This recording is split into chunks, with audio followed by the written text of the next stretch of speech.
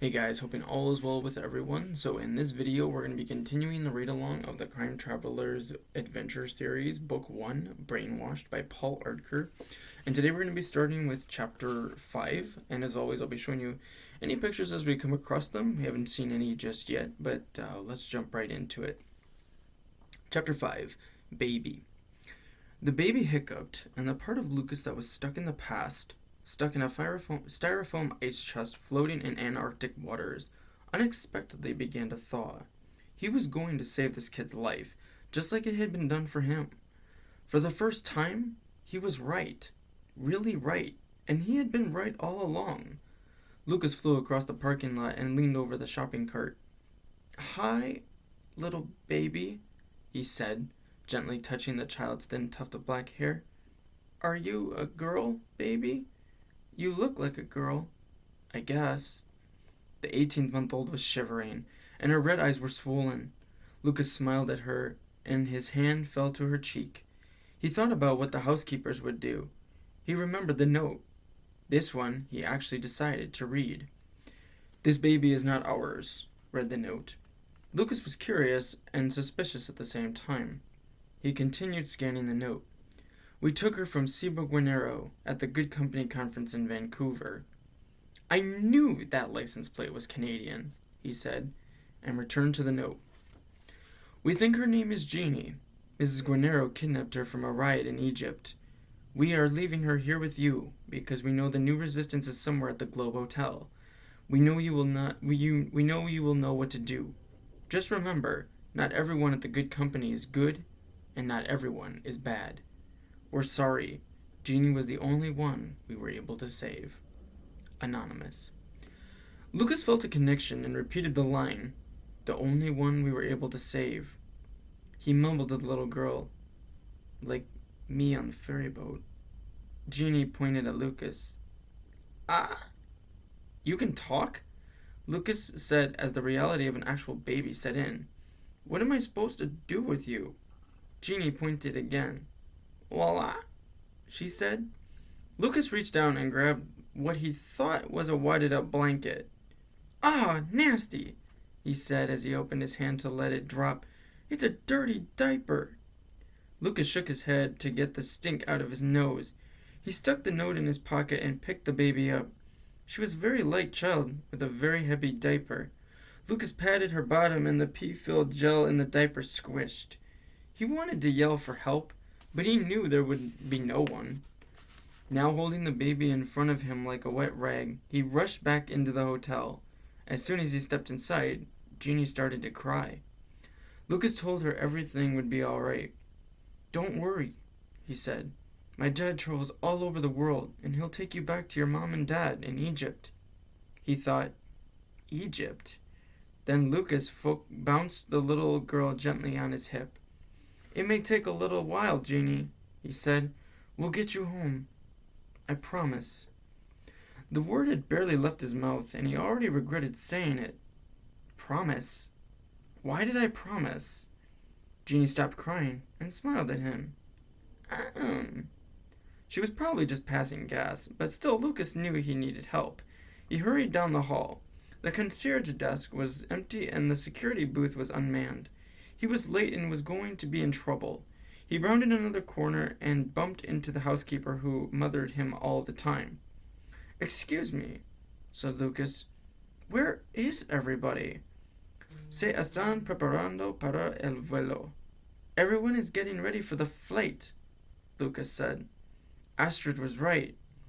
Lucas locked Jeannie's legs into his hip and took off down the hall, back around to the far side and stopped at the elevator.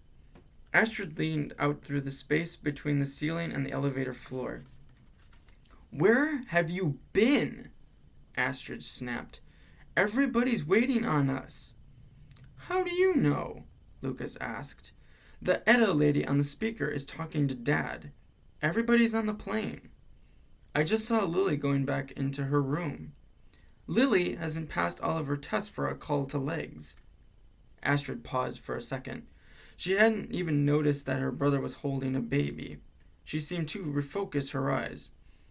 "Is that a baby? Here, take her." Without giving Astrid a chance to change the situation, Lucas palmed Jeannie's squishy, soggy diaper and pushed her up to Astrid in the elevator. "Take her," he said anxiously. "What if she... We can't leave her," said Lucas. "And... I made a promise." Astrid reached down through the crack, grabbed the girl under her arms, and pulled her into the elevator. Lucas remembered that babies liked blankets. Instinctively, he snagged some towels from a cleaning cart and pushed it over to the elevator. Then he climbed up on the cart and lifted himself into the elevator.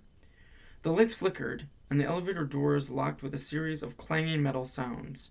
Within seconds, the speeding elevator began to sink underneath the hotel. Astrid sighed. "What exactly are we supposed to do with a baby?" "I don't know," said Lucas flippantly. "Play with it?" "We can't play with a baby right now," Astrid said. "Can she even talk?" Lucas took Jeannie and faced her toward Astrid. "Say something, Jeannie." "Say," Jeannie eked out in her tiny year-and-a-half-old voice. "Just what we need. A parrot," said Astrid. "We're good because we're consistent. Every time we get on this elevator, it's the same thing. Elevator, airplane, new country. It's for us, not for some baby you just found." Lucas heaved a sigh. "I couldn't leave her sitting in a parking lot all by herself. Besides, somebody left her there. For us to find." "What do you mean?" Lucas handed Astrid the note, and she read it. "Still," said Astrid, "you can't take a baby on a trip. What if she... you know?" The elevator stopped, and the speaker crackled again. "Please insert your keycard into the reader to access the underground tunnel system," said the crisp British voice. As usual, Astrid opened the emergency phone box and inserted the keycard into the reader. There came a rumble as the back wall of the elevator opened onto a vast rock cavern. The underground grotto was so big it could have held 3 hotels inside it.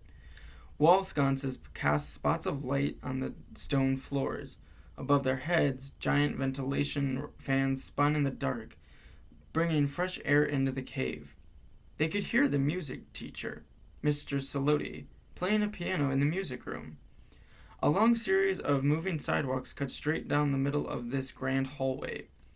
On the right side, there were 2 janitors, one pushing a wheeled trash can, the other polishing the floor with a machine. On the left, construction workers were building brand new dorm rooms for the expected arrival of new students.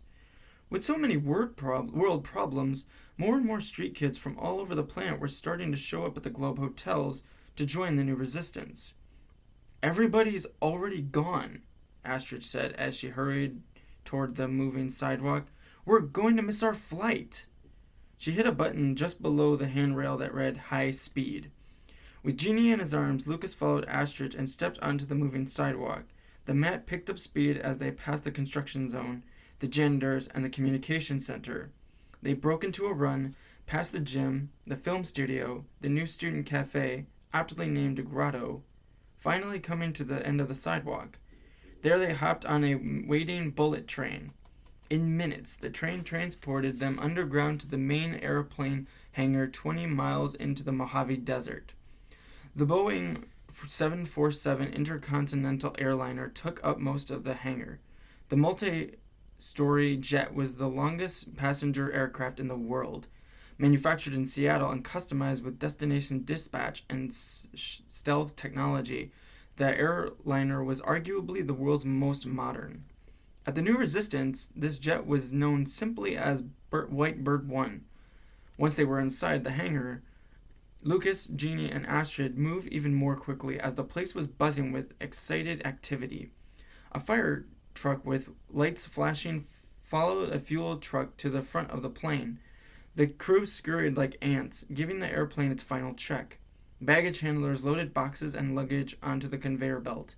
Mechanics with clipboards inspected the wings. A small tug truck pulled a cart loaded with engines, and security guards circled the room on mountain bikes. From the back of the airplane, a flight attendant whistled at them. "Hurry up!" she yelled, waving her hand excitedly.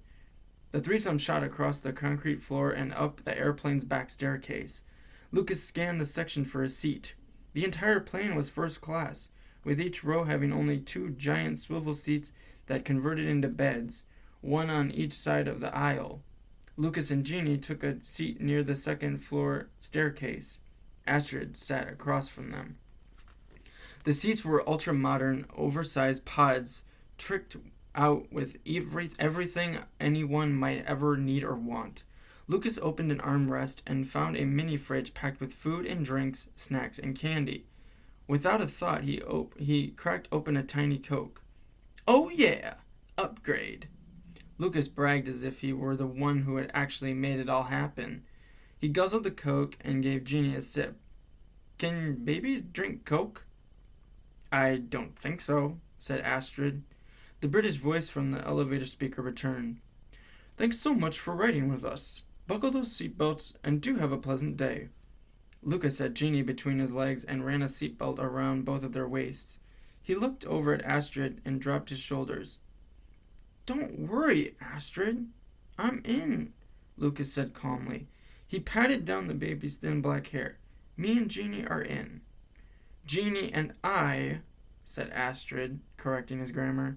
Jeannie puffed out her fat cheeks, looked at Astrid, and farted. Chapter 6. Batcave. Inside the airplane, white LED lights on the ceiling faded to a cool blue. The lightning and soft music seemed to have a calming effect on everyone. Jeannie dozed in Lucas's seat while he rested his forehead on the cool window and watched. In a remote section of the Mojave Desert north of Las Vegas, the side of a rocky mountain rumbled open like an enormous garage door. A flock of bats flew out in the morning sky as Whitebird 1 emerged from the hangar. Lucas watched as the line of 6 street sweepers motored out of the cave and accelerated past the crew. The machines dropped their round metal brushes and powdered down the desert floor, turning into a makeshift airstrip.